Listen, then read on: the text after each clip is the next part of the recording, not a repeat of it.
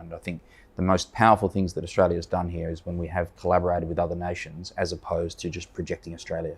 So when we have done activations and activities with multiple nations involved, that's where this exponential power has really come out. Welcome to Connecting Minds at the Colombia Pavilion.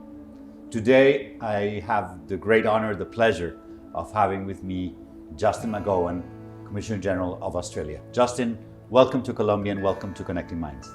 Thank you so much for having me. It's a wonderful pavilion, what you've done here. But there's lots of things that we've been wondering around. I was looking forward to ask you today.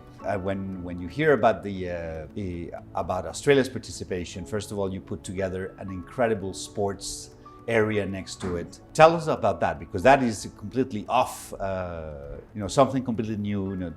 How did that come up into place? It's interesting. So Australia is one of the few nations that has a sports diplomacy strategy. So we have sports diplomacy. We have a sports diplomacy strategy 2030, and we really utilise sports to build the people-to-people, community-to-community, and the country-to-country links. It's one of those ubiquitous languages that brings people together. The convening power of sport is something it's in the DNA of every Australian. And we do a lot in our region in terms of bringing people together. It was a language that we knew would translate across all countries. It's been a really wonderful opportunity to share Australia's love of sport with the world. There was the myth of Australia did things differently. Australia challenged the system, and rumor says it is like, it's part of our culture. We're just going to do it. Could you develop on that? We do have a little bit of a philosophy.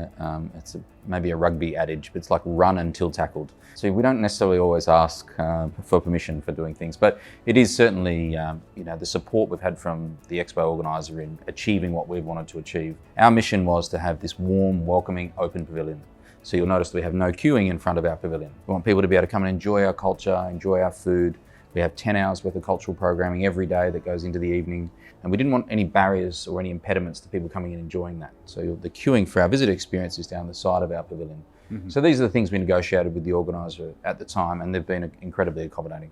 And I completely agree with you. We got the opportunity to have our reclining woman by Maestro Fernando Otero, which was amazing. It was perceived more as a challenging fact in Colombia more than here. Here they said it's art. What would you say have been the highlights of these Expo's participation for Australia?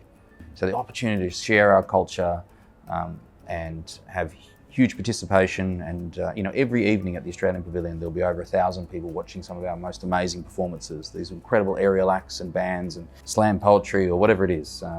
So I think the broad sense that's all of that has exceeded our expectation. And then our National Day on the 29th, where we effectively ran activations right across the site. It was really wonderful to see so many countries get involved, and I think that's reflective of the multicultural nature of Australia. So much like the UAE, we have 200 nationalities that make up Australia. So there were so many countries getting involved and supporting us on that day, so that was a real highlight.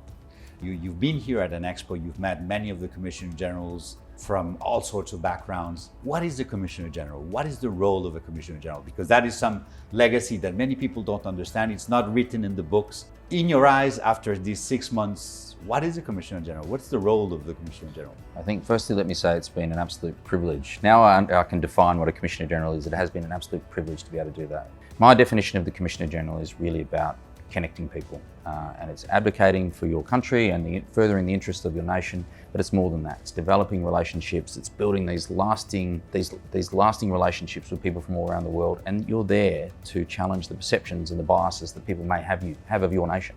A wonderful opportunity for me to represent Australia and talk to people and educate them that we're much more than kangaroos and beaches. There's a lot more that Australia has to offer. Well, there's koalas. There's koalas.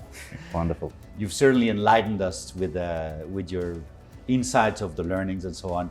Thank you very much for having joined the Colombia Pavilion at Connecting Minds. Thank you so much for having me. Wonderful.